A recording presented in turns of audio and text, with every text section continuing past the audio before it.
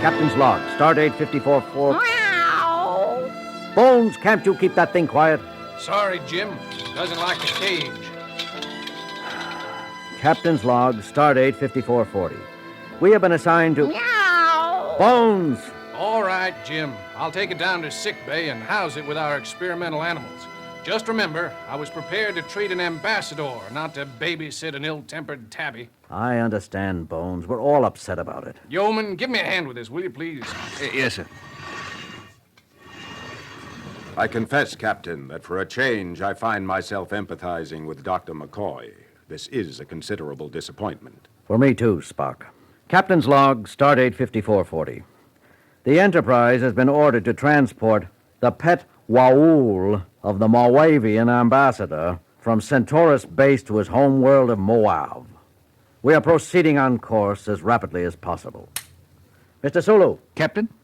How long till orbit insertion around Moauv? Approximately 2 standard weeks, 6 hours, 30 minutes, sir. 2 weeks. Removing a Starfleet cruiser from commission for 2 weeks just to pamper someone's pet. It does seem rather extraordinary, Captain, but then the Moauvian situation is extremely delicate. At the moment, they are neutral. But since they lie near both the Federation and the Klingon Empire, it seems certain they will eventually ally themselves with one or the other. The Moauvians are an advanced, logical people. Logical? Do you call the Moauvian ambassador's concern over his pet logical? Logic and affection are not necessarily mutually exclusive, Captain. I speak from personal experience. I had a pet sailot once that... Maybe so, Spock, but when you expect to play host to a full ambassador and find yourself carrying a cross between a nervous bobcat and a furry lizard... Kirk here. Jim, you were worried about this being a dull trip? What's happened, Bones? Yeoman Prentice and I were moving the waul into sickbay. We bumped into a wall making the turn, and apparently the waul panicked. We dropped the cage, and the blasted latch broke. The waul got out. Got out? All right. Where is it now? That's the trouble, Jim. We don't know. You know how timid it's been since the Moauvian crew sent it aboard. When the latch went, it took off down the corridor like a shot. You let it get away, Doctor. Who's that? Spock? Listen, Spock, that thing's got claws as long as my middle finger. I'm a doctor, not an animal trainer. Not that we didn't try. Prentice took a dive at it. His arm should stop bleeding any minute now. For the Horsehead Nebula, what next? Okay, Bones, stay where you are. Mr. Spock. Captain? Take a security crew or 2 down there. Use nets. We'll have an interstellar incident on our hands if that waul is hurt. Yes, Captain. Uhura, broadcast a warning for all hands to keep an eye out for the animal. Most of them have seen pictures of it. Seal all decks above and below sickbay. At least we can keep it in one area. Very good, Captain. Put me on the intercom. I'll do it myself. This is the captain speaking. The Moauvian waul, the pet of the Moauvian ambassador to the Federation, has escaped. It's loose somewhere near sickbay. Yeoman Prentice has already been injured attempting to recapture it. I want no more such injuries. Anyone sighting the creature is to contact security immediately. Make no attempt to approach it. Kirk out. Where did you last see it, Doctor? Took the branch to the left, Spock. I don't think it went too far. It's probably cowering in a dark corner somewhere nearby, waiting for kindly old Spock to pick it up. Oh, Mr. Spock. Yes, Yeoman? See this arm? If you're going to pick it up, do it carefully. I'll meow. Remember that, Yeoman. Spock? Did I just hear you yowl? Yowl? Dr. McCoy, meow. Sure, I don't meow know what you're talking about. There. You did it again. Really, Doctor, I hardly think this is the time for levity. You with the nets, stand ready. Half of the group will scan each room, while the rest of you block any exit. Clear? All right, sir. Yes, sir. Okay. Prentice, did you hear it too? Hear what?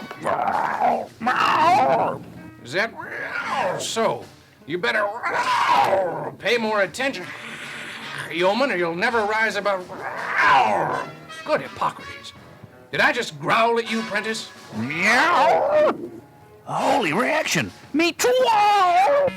Captain, What is it, Lieutenant? I'm getting some very strange reports from sickbay level. In what way strange? Well, sir, there are several reports of fights breaking out among the crew. Fighting? Yes, sir, but that's not what's so peculiar. The voices of those reporting in, they tend to be... I thought it might be static, but not on every channel. Tend to sound like snarling, sir. Easy, Lieutenant. Those kinds of reports can upset anyone. It's true, sir. They sound almost cat-like. Wait a second. Here's another one. Put it on the bridge speakers, Lieutenant. This is Security Officer Gibson reporting. Captain, I need help down here. Discipline is breaking down throughout this level. I think... Get away from me!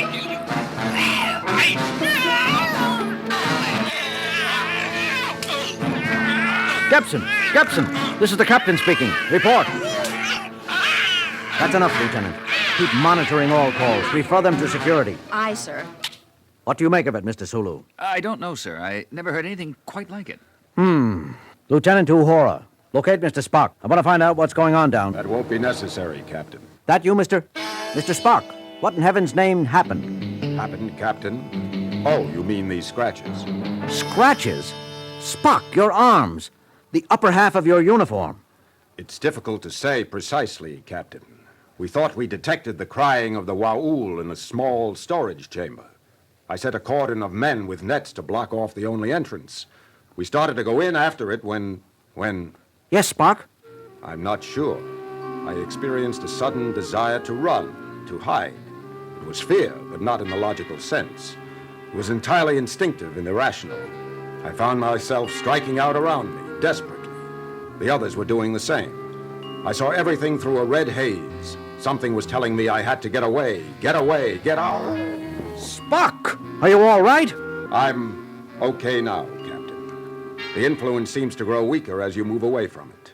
What influence? That, Captain, is exactly what I'd like to know. Captain, I have... I told you to hold any further reports of conflict, Lieutenant. This isn't a combat report, sir. It's Dr. McCoy. Bones, put him through. Jim, what's going on? I've got cases of lacerations and bruises piling up down here faster than Chapel and I can treat them.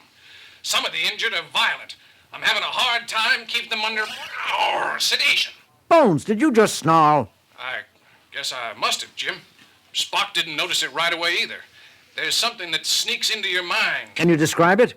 Some influence overpowers your emotions and thoughts. The soul urges to strike out and run in blind panic. That's it. Panic. How about the source? I believe there is only one logical possibility, Captain. Just a minute, Bones. What, Mr. Spock? We are being subjected to a mass telepathic projection of considerable raw power, a projection emphasizing panic and fear. There is only one entity aboard which could be expected to be experiencing such feelings, the Moauvian waul. Bones, did you? I heard, Jim, and I wish somebody would do something about it fast. The thing's strength seems to be increasing. Our latest cases are requiring heavier and heavier sedation. Do the best you can, Bones. I'll get back to you. Suggestions, Mr. Spock? We have little information on Moauv and less on this creature. I recommend contacting the waul's owner for instructions. The ambassador? Spock, you know I can't do that. Moauv is a diplomatic flashpoint. If we get in touch with them and confess we can't even handle a single pet, what are they going to think of our capabilities? More than they will if we never arrive. What do you mean, Spock? I can feel it again, Captain. The influence. Dr. McCoy is right, as far as he goes. As the violence around it increases, the waul becomes more frightened. The more frightened it becomes, the stronger its defensive projection grows. We could lose control of the Enterprise. You really think it could go that far, Spock? You see, Captain, soon even coherent speech will become impossible. Lieutenant Uhura, contact Moauv. Get us through to the ambassador to the Federation. Do it yourself, Captain. Uhura! I'm sorry, sir. Something just... Forget it. I have contact, sir. Put him on the screen. This is Ambassador Moauv speaking. Your trip is proceeding pleasantly, Captain? I'm afraid not, Mr. Ambassador. We have a bit of a problem. Your pet was accidentally set loose on board a little while ago. Ewass? Escaped? Captain, I'm shocked. Not as shocked as I am at you, Mr. Ambassador.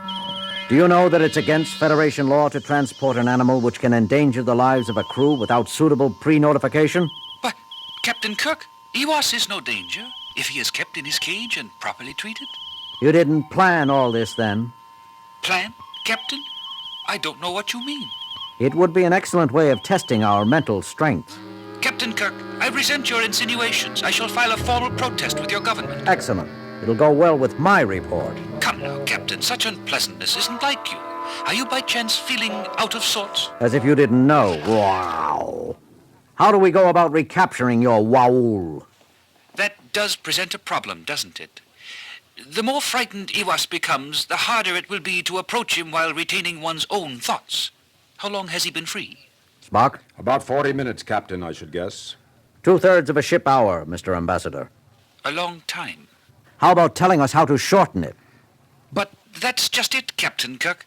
You see, we don't know how to recapture a terrified waul either. The only thing I can suggest is to get within, let's see, 300 of your meters of him and shoot him full of PAC-M or LQ tranquilizer. A Moauvian drug, Captain. I doubt we have any aboard. Even if we did, we can't shoot around 300 meters of corners.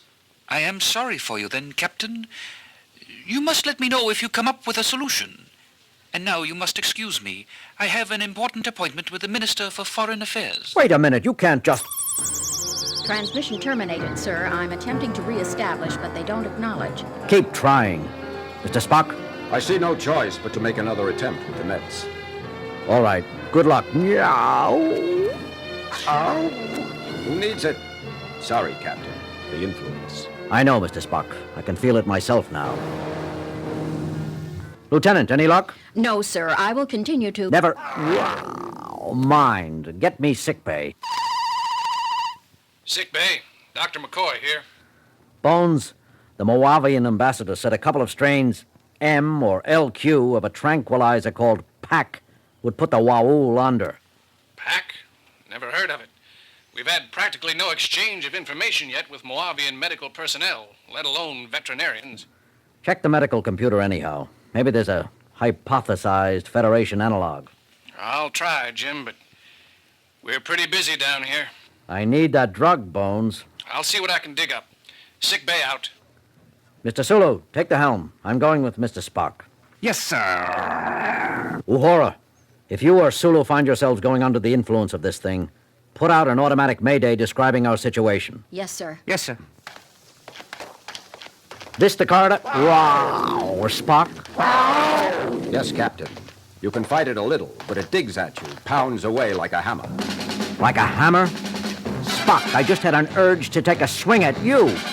I am experiencing similar leanings towards belligerent action, Captain. We should be nearing the waul's last known hiding place. It's meow growing stronger, Mr. Spock. Wow. I can't. It's just sitting there, Spock. Wow. Yes, Captain. It's truly frightened. Just another few meters, Captain, and we can get the net on it. Get it on yourself, Spock. Captain, I must get away. Get away. Tear, kill.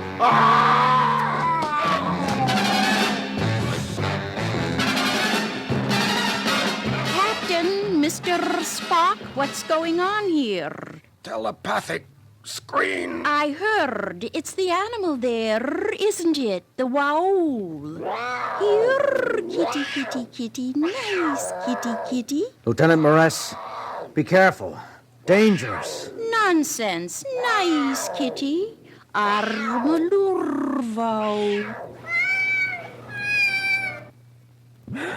Mr. Spock, you all right? Yes, Captain. I must report myself under arrest for assaulting... No, Spock. You had no control over your thoughts. Is this poor, scared little furball what's been causing all the ruckus? Listen to it purr, Spock. Lieutenant Moress, what did you do to it? Do? Why, nothing, Captain. It was frightened out of its mind, that's all. I was off duty asleep until the noise of fighting in the corridor outside disturbed me. I learned what was happening and was on my way to the bridge when I saw you and Mr. Spock fighting. There, it's all right now. But why? Naturally, Lieutenant Moress is not affected. She is of feline ancestry herself and clearly able to empathize with primitive feline thoughts. The waul detected assurance in a kindred spirit and at once relaxed. Lieutenant, you're hereby relieved of communications duties until we arrive at Moauv and deliver this pet to Ambassador Moauv. Till then, your sole responsibility will be to see to the care and feeding of Ewass here.